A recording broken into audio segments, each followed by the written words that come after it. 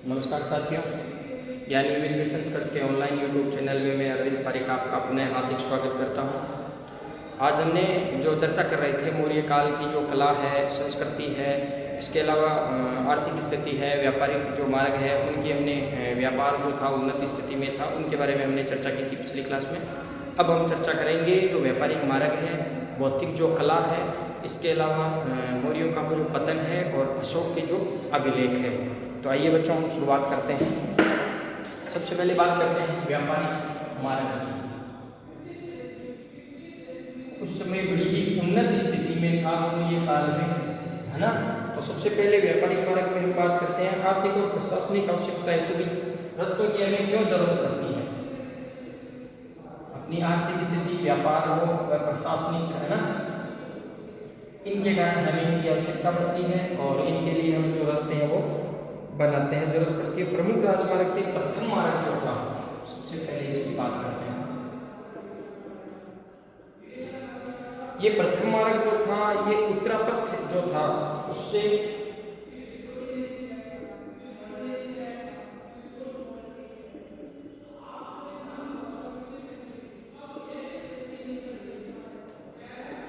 तक्षशिला,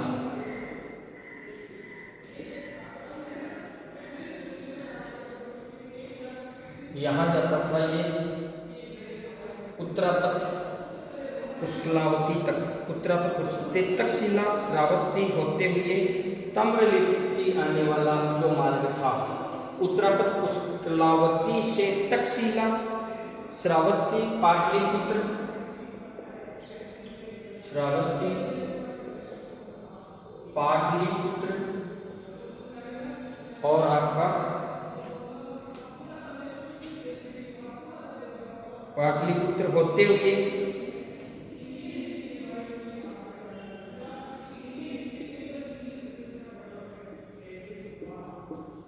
ताम्रलिप्ति है आपका वेस्ट बंगाल में, ठीक है।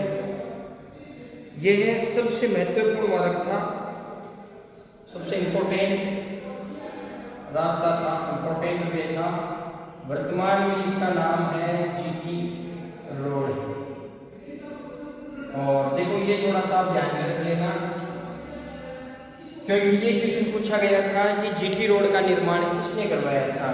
तो ऑप्शन में ज्यादातर लोग रट्टा मारे हुए हैं कि साहब शेरशाह सूरी ने। देखो मध्यकाल की अगर बात आती है, NH2 जो है वर्तमान में आपकी, यही जीटी रोड है। प्राचीन काल की अगर बात आती है तो चंद्रगुप्त मौर्य। प्रश्न की प्रकृति को थोड़ा सा आप ध्यान से पढ़ लेना। प्राचीन की बात आ जाती है तो आपका चंद्रगुप्त मौर्य या मौर्य काल में। मध्यकाल की बात आती है तो आपका शेरशाह सूरी।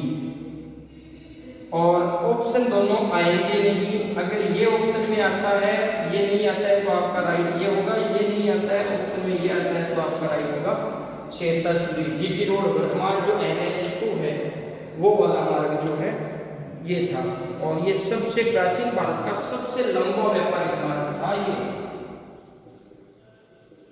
प्राचीन भारत का सबसे लंबा व्यापारिक मार्ग था।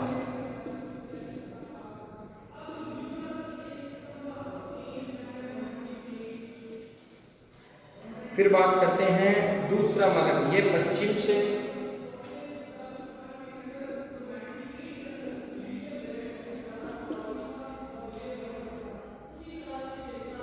पश्चिम में पाटल से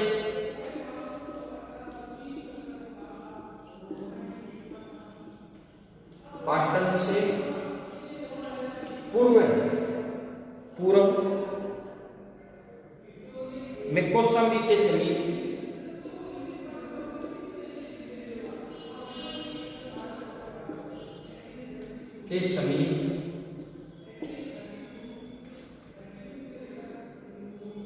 उत्तरापथ से मिलता था।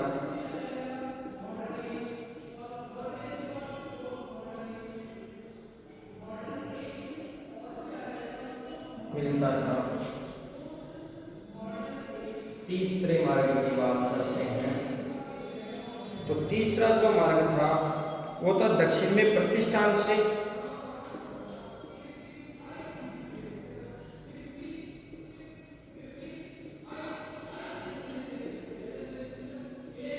उत्तर में श्रावस्ती, यहाँ पे बुद्ध ने अपने सर्वाधिक तक जाता था, वर्षावास बिताए थे। गौतम बुद्ध ने सर्वाधिक वर्षावास बिताए थे। अलग आगे से लेकर सुनिए।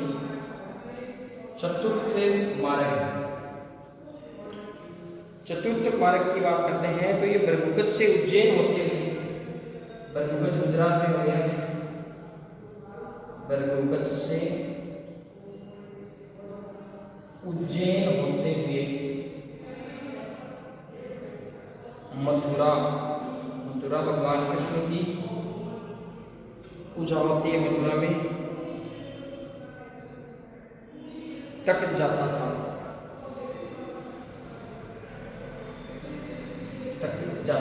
एक बार थोड़ा सा फिर से देख लीजिएगा इसको।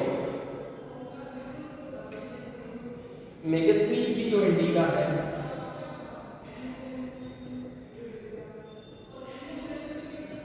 मेगास्थनीज की इंडिका में एक रास्ता हमें मिलता है सिंध से पाटलिपुत्र,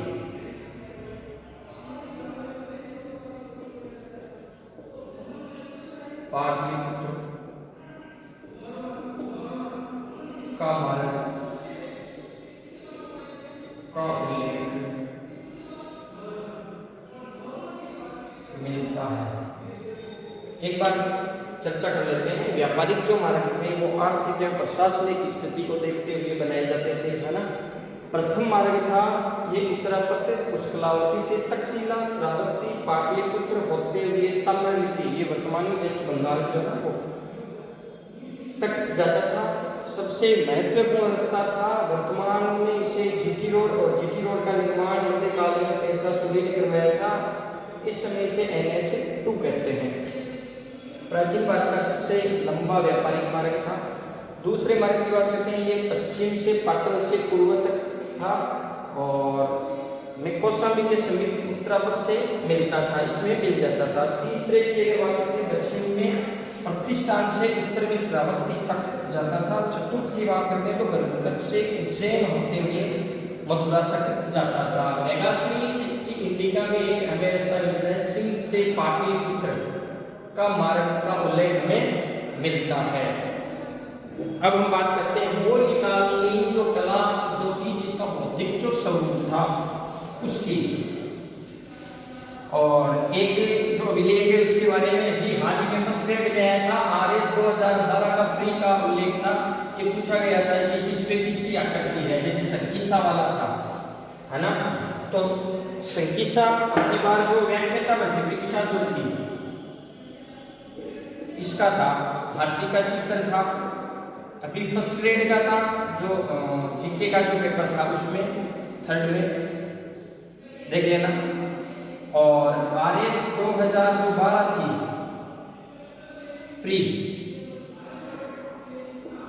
उसका भी ये क्वेश्चन था कि संकीसा, अब की बार मिलाने वाले में था कि भाई फर्स्ट ग्रेड में किसका संकीसा पे किसकी आकृति नहीं है, तो संकीसा के आगे शायद दूसरा जानवर दिया गया था तो वो गलत था।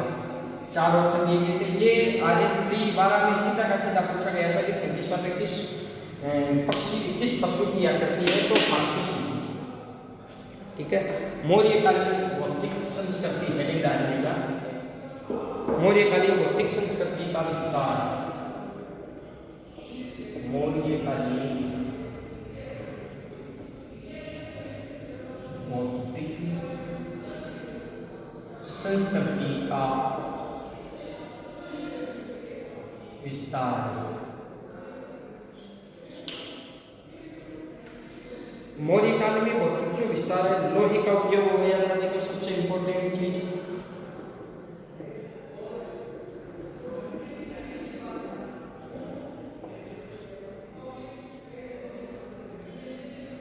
आहत सिक्कों का उपयोग,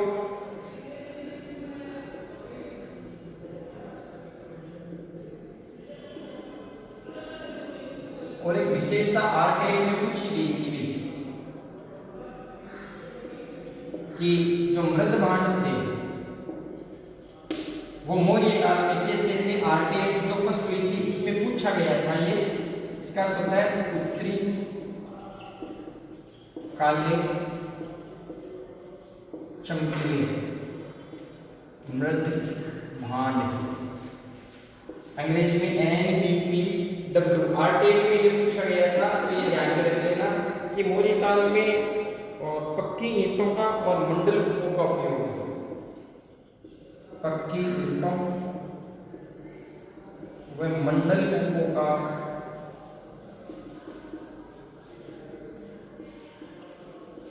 उपयोग उत्तरी पूर्वी भारत के नगरों की संख्या में वृद्धि का योगदान है। ये क्रांति का ये कारण ये माना जाता है कि इस समय मौर्य काल में जो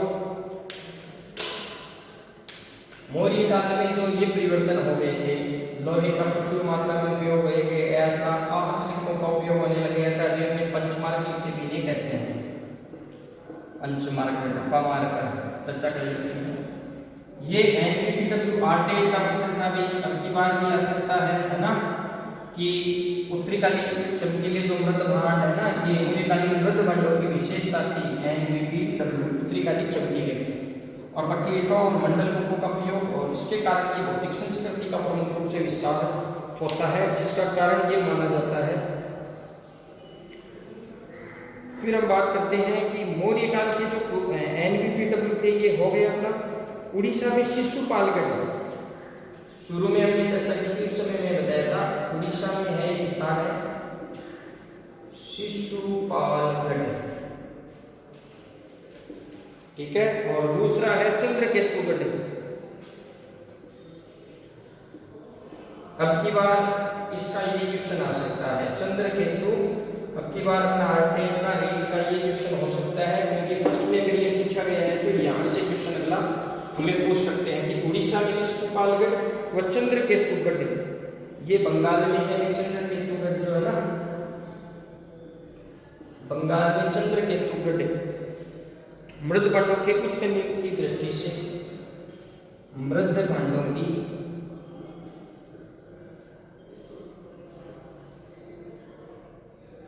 उत्खनन की दृष्टि से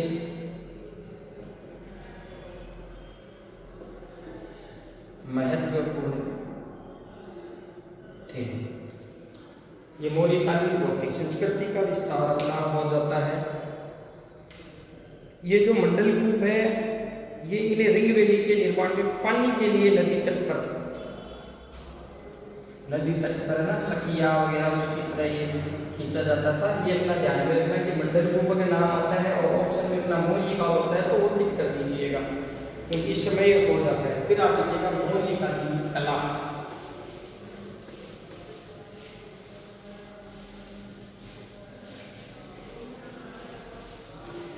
देखो आप वीडियो देखते हो या नहीं देखते हो ये तो मुझे नहीं पता, लेकिन ना तो देखो ऑनलाइन पढ़ाने में मज़ा आता है, बस सामने कोई रहता नहीं है, कैमरा रहता है, कैमरे के सामने लगातार बोलते रहो, देखते रहो, कुछ ना कुछ बोलते रहो लगातार। बच्चे देखो पढ़ने का मज़ा तो या पढ़ाने का जो मज़ा है ना वो जब सामने स्टूडेंट होते हैं तभी आता है।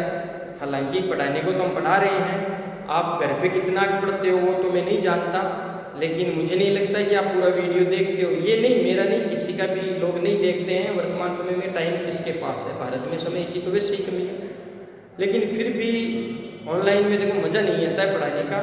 फिर भी हम कोशिश कर रहे हैं, तो आप घर पे रहें, सुरक्षित रहें, है ना, थोड़ा पढ़ने की प्रयास करें। अगर लिखने की पढ़ने की नहीं हो रहा है तो आप सुन भी लिया करो, सुनने से अगर वो लाइनें आपको याद रह जाती है तो भी आपको फायदा मिलेगा।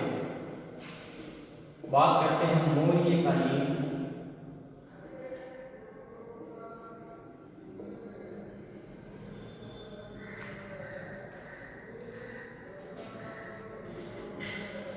बुलंदी बाग। जो लकड़ी का महल था, पटना का एक बुलंदी बाग मिलता है,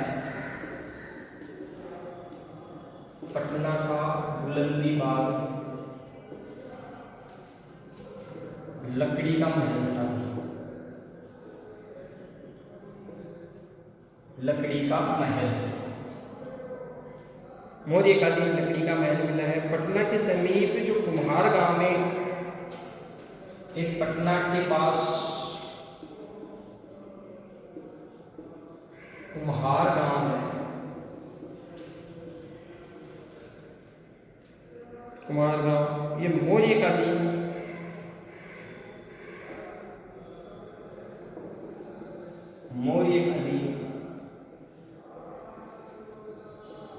राजप्रसाद मिले हैं। राजप्रसाद के अवशेष मिले हैं। अब तो पूरा तो क्या मिलेगा। इसके बारे में एक व्यक्ति होते हैं, ये आपके मार्कर है ना, ये भी जवाब देते हैं। दो व्यक्ति होते हैं, ये एक बात कहते हैं, ये आप ध्यान में रखिएगा। एक तो कहते हैं फाइयान, चीनी यात्री होता है।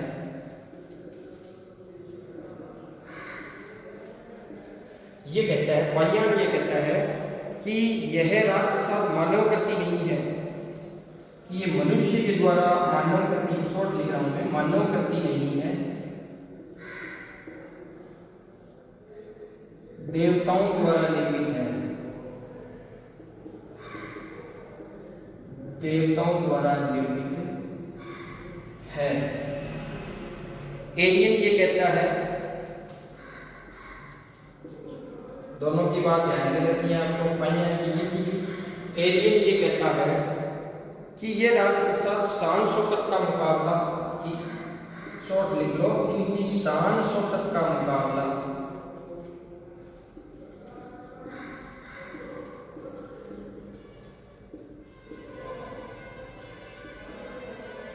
शान शौकत का मुकाबला न तो सुसा शहर है लंदन का, और नहीं एक बतना करता है।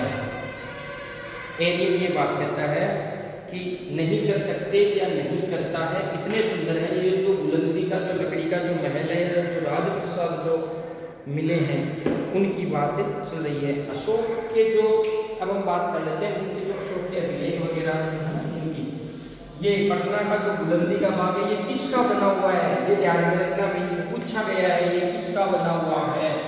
ये साहब आपकी लकड़ी का बना हुआ है, ध्यान में रखिएगा। फिर से बता रहा हूँ, फाइयान ये कहता है कि ये मनुष्य द्वारा निर्मित नहीं है, ये देवताओं के द्वारा निर्मित है।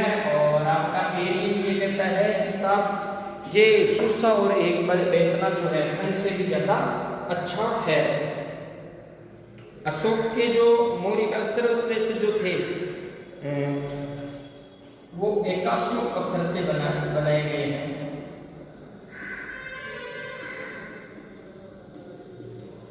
एकास्मक पत्थर का पता है, एक ही पत्थर से तराश कर बनाए गए।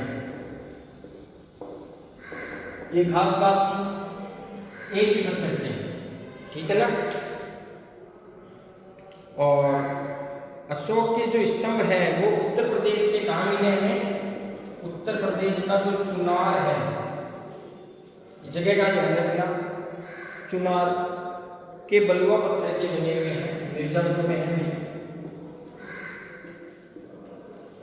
के बलुआ पत्थर से बने हैं। एकास्मक पत्थर यानी एक ही पत्थर को तराश कर बनाया गया है। जबकि मिस्र के जो शासक है उनके अलग अलग पत्थरों के टुकड़ों से, तो उनकी और इनमें थोड़ा सा डिफरेंट है। ये एक ही पत्थर के हैं और कहाँ पे मिले हैं, यूपी के चुनार में, और बलुआ पत्थर के बने हुए हैं, ठीक है। इसके अलावा ये बात मैं पहले ही बता दी थी कि स्तंभों पर अलग अलग चित्र और शीर्ष पर अलग अलग चित्र, और ऊपर है ना शीर्ष पर पशुओं की आकृति है। ये भी मैंने बताया था, जैसे संकीसा हाथी वाला पशुओं की आकृति है। और एक मैंने बताया था कि जो आपका जो शीर्ष पर एक अंश गठा है, अवांगमुखी कमल कहा जाता है। शीर्ष पर पशुओं की मूर्ति है तथा शीर्ष पर मुख्य एक अंश गठा है, जिसे क्या कहा गया है, अवांग मुखी, अवांगमुखी कमल या उल्टा कमल भी कह सकते हैं हम।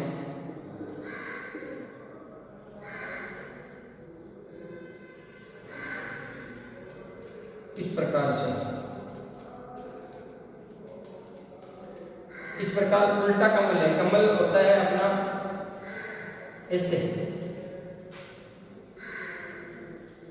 ये है इसका उल्टा, उल्टा ऐसे होता है, ये उल्टा कमल है, ये ध्यान में रखना, उल्टा कमल है जिसे अवांगमुखी कमल भी कहते हैं। और शीर्ष पर 4 पशुओं का अंकन है, हाथी, घोड़ा, सिंह, बैल। कौन से पशु हैं? हाथी, घोड़ा, सिंह और बैल। इन पशुओं का अंकन इन पर मिलता है। चलो हम एक साथ थोड़ा सा लिखते हैं। अशोक, एक तरफ आप लोग तो हेडिंग लगा दो, अशोक के स्तंभ, और एक तरफ आप लिख दो पशु।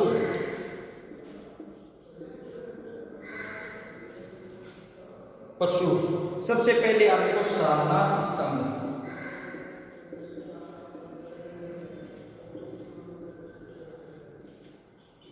सारनाथ स्तंभ, सारनाथ का तो सबको पता है, इस पर 4 सिंह हैं। सारनाथ के बाद में लोरिया नंदनराज,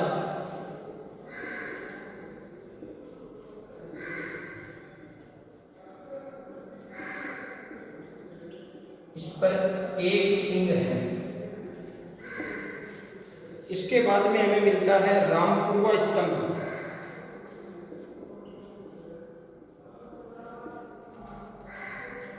इस पर 1 बेल है, 1 बेल है। फिर वैशाली स्तंभ जो है, इस पर भी 1 सिंह है। ठीक है। बाद में संकीसा मिलता है। संकीसा का मैं चर्चा कर चुका हूं, अब की बार का इंपॉर्टेंट है। संकीसा पर एक हाथी मिलता है और ये RS 2012 परी का था।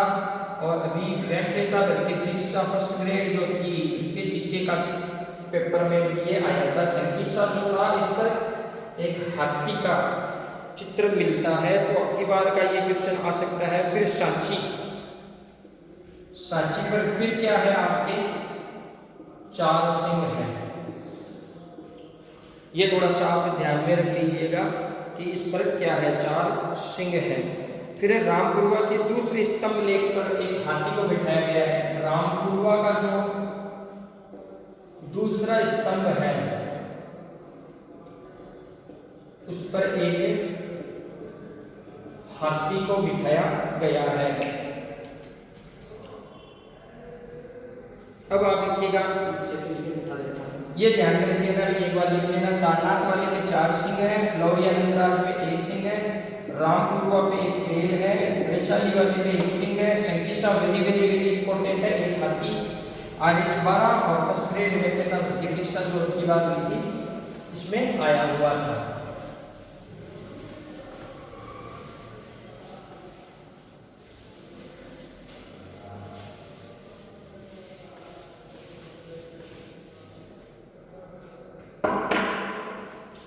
कौशाम्बी,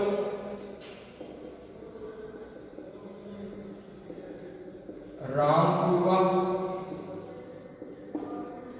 कौशाम्बी, रामपुरवा, वैशाली तथा संकीसा, वैशाली तथा संकीसा के स्तंभ लेख विहीन है, के स्तंभ इंपोर्टेंट लाइन में भी विहीन है, लेख नहीं लिखे गए हैं, लेख विहीन है। भारत का जो राष्ट्रीय चिन्ह है वो सारनाथ के स्तंभ से लिया गया है। भारत का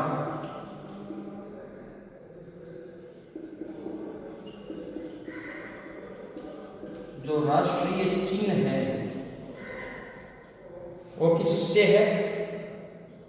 सारनाथ के स्तंभ से है।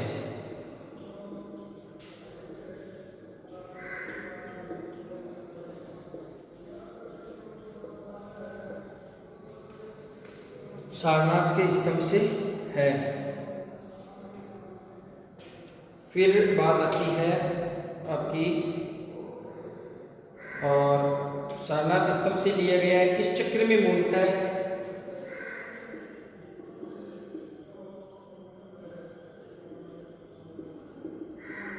ये ध्यान में रखना 32 तीलियां हैं। अपना जो राष्ट्रीय चिन्ह है ये गहरा नीले रंग का है और इसमें 24 तीलियां हैं। ये चेंज है भी थोड़ा सा। भारत का जो राष्ट्रीय चिन्ह है ना, तिरंगे के बीच में जो चक्र है उसमें गहरे नीले रंग का है, 24 तीलियां है। ठीक है, चक्र में इस समय जो चक्र में है वो कितनी है? 32 तीलियां हैं। ठीक है, सांची व बरहुत मूल स्तूप के निर्माण का श्रेय अशोक को दिया जाता है ना। सांची व बरहुत वाले जो थे उनको बनाने का श्रेय अशोक को ही दिए जाते हैं। ठीक है, भारतीय स्तंभ जो थे वो सपाट थे, ईरानी स्तंभ जो थे वो नालीदार थे। भारतीय जो स्तंभ थे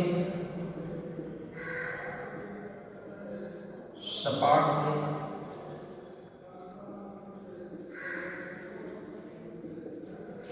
जबकि ईरानी जो थे वो नालीदार थे। ये डिफरेंट हमें मिलता है, दोनों में अंतर हमें मिलता है। अशोक ने वास्तुकला को एक नई शैली, गुफा शैली शुरुआत की थी। इनमें 4 जो थे, कर्ण, सुदामा, चौपर एवं विश्व झोपड़ी। कर्ण, सुदामा, चौपर और विश्व झोपड़ी, ये 4 गुफाएं हैं। कर्ण, सुदामा, चौपर और विश्व झोपड़ी, ये 4 क्या है? गुफाएं हैं। और इनका निर्माण किसने करवाया था? अशोक ने करवाया था। बराबर वाली जो थी इसमें दशरथ ने करवाया था। बराबर की जो गुफाएं थी इसमें जो इसका पुत्र है दशरथ ने करवाया था। ये 3 और है, इन तीनों के आप और नाम लिख दो आप। लोमस ऋषि की गुफा मौर्यकालीन है।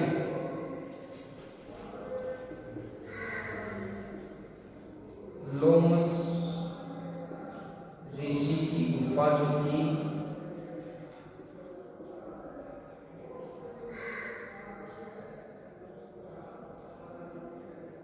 मौर्यकालीन है। ठीक है, अशोक के जो पुत्र है उसने नागार्जुनी पहाड़ियां, नागार्जुनी 3 पहाड़ियां थी, गुफाएं जो थी पहाड़ियों में बनी हुई, वो 3 गुफाएं जो है वो आजीविकों को देता है। गोपी, वापी और पदातिक।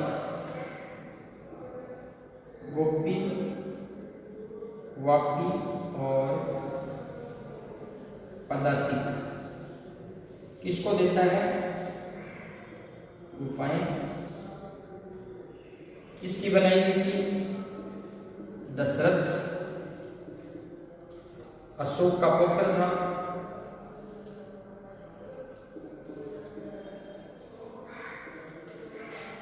गोपी गुफा, वापी गुफा और आपकी पदातिक गुफा आजीविकों को दी थी। ये ध्यान में रखना है भी। तीनों गुफाओं के नाम रखने हैं याद, गोपी, वापी, पदातिक। और दी किसको थी?